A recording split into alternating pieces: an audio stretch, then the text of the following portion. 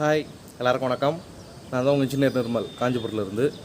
So 100 days 100 videos பார்த்துட்ருக்கோம். இன்றைக்கி வந்து செகண்ட் டே. இன்றைக்கி எதை பற்றி பார்க்கலாம்னு பார்த்தீங்கன்னா, ஜென்ரலாக நம்மளுக்கு ஒரு யூடியூப் பார்த்துட்டு கால் வரும், இல்லை ஒரு கொட்டேஷன் கேட்க வரவங்க என்ன பண்ணுவாங்கன்னா, அந்த ஃபஸ்ட்டு கேள்வி என்ன இருக்குன்னா, நீங்கள் ஸ்கொயர் ஃபீட்டுக்கு எவ்வளோ பண்ணுறீங்கன்றது தான் இருக்கும். ஸோ அந்த ஸ்கொயர் ஃபீட் ரேட் வந்து எதை பொறுத்து மாறுதுன்றதை பற்றி நம்ம இன்றைக்கி பார்க்கலாம்.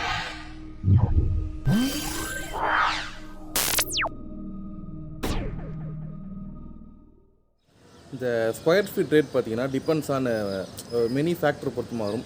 உதாரணத்துக்கு மார்க்கெட்டில் பார்த்திங்கன்னா எப்போயுமே வந்து ஒரு ரேட் இருக்கும். ஸோ அது வந்து ஒரு சிலர் 1400 ஆரம்பிக்கிறாங்க, ஒரு சிலர் பார்த்திங்கன்னா 2100 2200 வரைக்கும் கூட மாறுது.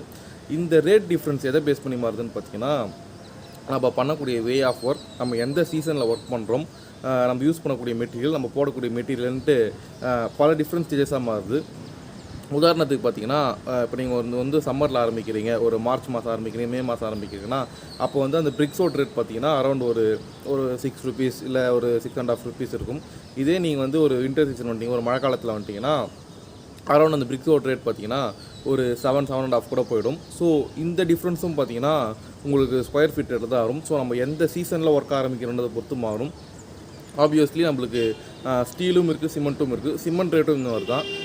மான்சூன் அதாவது சீசனுக்கு ஏற்ற மாதிரி பார்த்திங்கன்னா சிமெண்ட் ரேட் ப்ரைஸ்லேயும் கொஞ்சம் ஹைக் இருக்கும்.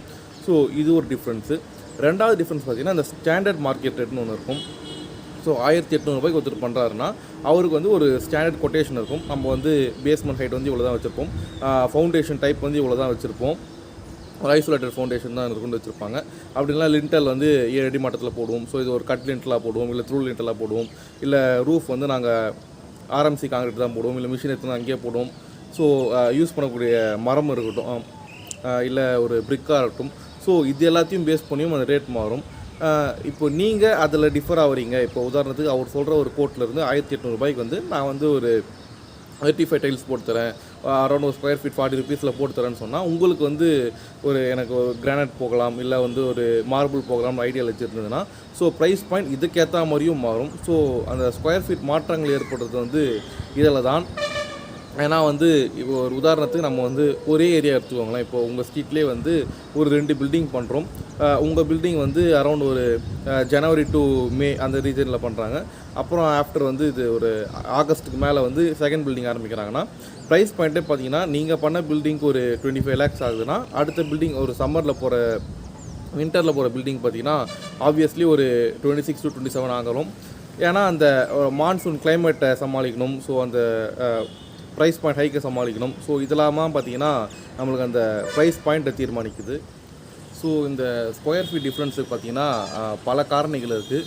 நம்ம ஃபஸ்ட்டு ஒரு வீடு கட்டணும்னு பிளான் பண்ணிட்டோம், ஒரு இன்ஜினியர் அப்ரோச் பண்ணுவோம். பார்த்திங்கன்னா ஃபஸ்ட்டு நம்ம டிசைட் பண்ணிடலாம், ஓகே நம்ம வீடு வந்து டைல்ஸ் தான் போக போகிறோம், இல்லை மார்பிள் போகலாம், கிரானைட் போகலாம், இல்லை ஒரு ரிவர் சாண்டில் போகலாம், எம் சாண்டில் போகலான்றது வந்து நம்ம ஃபஸ்ட்டு பிளான் பண்ணிடலாம். இதை பிளான் பண்ணிவிட்டு நீங்கள் அவர் அப்ரோச் பண்ணுவோம் பார்த்திங்கன்னா உங்களுக்கு அவரால் வந்து அந்த எக்ஸாக்ட் கொட்டேஷன் கொடுக்க முடியும். ஏன்னா நிறைய இடங்கள் என்ன ஆகுதுன்னு பார்த்தீங்கன்னா, ஓகே இந்த ஸ்கொயர் ஃபீட் ரேட்டில் வந்து ஒர்க் ஆரம்பிச்சிடுறாங்க. நடுவில் போகும்போது பார்த்திங்கன்னா அந்த பிளானில் ஒரு சில ஆல்டேஷன் வரும். ஸோ அந்த ஆல்டேஷனுக்கு வந்து எக்ஸ்ட்ரா பே கிளைம் பண்ணுற மாதிரி இருக்கும். உதாரணத்துக்கு பார்த்திங்கன்னா, இப்போ ரூஃப் ஹைட் வந்து ஒரு 10 அடி இருக்குன்னா, ஆப்வியஸ்லி ஒர்க் போகும்போது எங்களுக்கு ஒரு 11 அடி வேணும், 12 அடின்னும் போது இது அப்பார்ட் ஃப்ரம் ஒர்க் வந்துடும். ஸோ இந்த ப்ரைஸ் பாயிண்ட் ஏறும் போதும் பார்த்திங்கன்னா உங்களுக்கு நீங்கள் போடுற கொட்டேஷனை விட அதான் பட்ஜெட்டை விட வந்து எக்ஸிட் ஆகிற மாதிரி இருக்கும். ஸோ ஃபஸ்ட்டே வந்து நம்ம லிஸ்ட் அவுட் பண்ணிடலாம், நமக்கு எது எதெல்லாம் தேவை, நமக்கு எது எதெல்லாம் வந்து அவர் கொடுக்குற கொட்டேஷனில் எக்ஸிட் ஆகுதுன்றதை பிளான் பண்ணிவிட்டு அதுக்கேற்ற மாதிரி நம்ம ஒர்க் ப்ரொசீட் பண்ணியிருப்போம்னா, நம்மளால் அந்த அவர் சொல்கிற ஸ்கொயர் ஃபீட் ரேட்டுக்கும் நம்மளுக்கு பிளான் பண்ணுற பட்ஜெட்டுக்கும் எவ்வளோ டிஃப்ரென்ஸ் வருதுன்னு தெரிஞ்சிடும். மேபி அவர் கொடுக்குற கோடு உங்களுக்கு சூட்டபுளாக இருந்ததுன்னா நம்ம அதிலே போயிடலாம். இல்லை எனக்கு அதில் ஒரு சில சேஞ்சஸ் இருக்குது, எனக்கு அதில் டைல்ஸ் மாற்றணும், இல்லை எனக்கு அந்த ₹40 டைல்ஸ் பிடிக்கல, எனக்கு ₹60 போகலாம், இல்லை எனக்கு எலிவேஷன் இப்படி கொஞ்சம் மாற்றி பண்ணலான்ற ஐடியாவில் வச்சுருந்ததுன்னா இதெல்லாம் நம்ம ஃபஸ்ட்டே டிஸ்கஸ் பண்ணிக்கலாம்.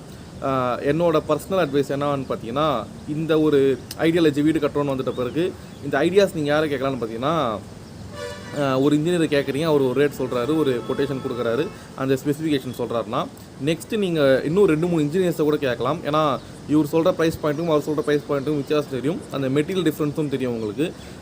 ஏன்னா ஜென்ரலாக பார்த்தீங்கன்னா வெளியில் நிறைய ரூமர்ஸ் இருக்குது, நிறைய பேர் குழப்பறதுக்கு வாய்ப்பு இருக்குது. நாங்கள் பண்ணோம், இது இப்படி ஆகிடுச்சு அப்படி ஆகிடுச்சுன்ட்டு. ஒரு ஸ்ட்ரக்சர் ஃபெயிலியர் ஆகுதுன்னா அதுக்கு வந்து பல காரணிகள் இருக்கும். ஏன்னா அவங்க வந்து ஒரு சாயில் டெஸ்ட் பண்ணாமல் பண்ணியிருப்பாங்க, இல்லை ஒரு ஸ்ட்ரக்சரல் இம்ப்ராப்பர் க்யூரிங் இருக்கும். ஸோ இல்லை ஒரு சிமெண்ட்டை கொஞ்சம் கம்மியாக போட்டிருப்பாங்க, இல்லை ஒரு மழை சீசனில் காங்கிரீட் போட்டிருப்பாங்கன்ட்டு பல காரணிகள் இருக்கும். எல்லாமே வந்து நம்ம எல்லா இடத்துக்குமே சூட் ஆகாது.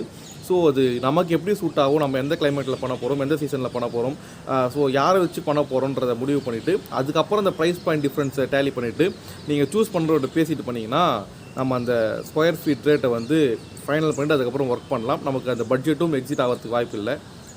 ஸோ ஹோப் இது யூஸ்ஃபுல்லாக இருக்கும்னு நினைக்கிறேன். தேங்க்யூ.